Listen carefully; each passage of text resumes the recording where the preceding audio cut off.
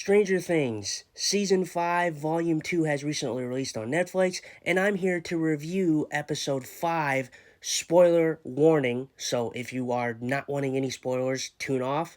But this was a good episode in my mind. It took a little bit to get to the great episode that was Episode 4 with Will having powers. Everyone was like, holy shit, he has powers. But it took a minute to get to that, and it doesn't hurt the episode. I just think that this show would have benefited from a week-to-week release. The pacing would have kept up a little better, but there was still some gems in this episode that made this episode very worthwhile. Not my favorite of Volume 2 so far, probably my least favorite, but not by a slight margin. This had a lot of good things, like learning where Elle got her powers, which was fantastic reveal.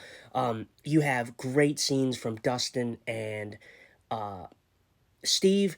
Those two characters, man, they have stolen this season for me. I love their dynamic, the relationship between the two. They needed that argument. Steve needed to be that kind of dickhead Steve that we all know, but we know he has good intentions. We know he's a good dude. And Dustin, he's fantastic.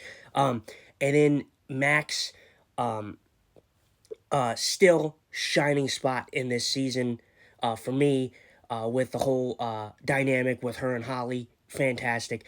But this was a good episode. I just think that they could have paced it out week by week instead of having us wait so many weeks for these second sets. To where we came in to this episode with a little bit of a slow pacing to pick up with the Will having powers kind of stuff. But still very exciting.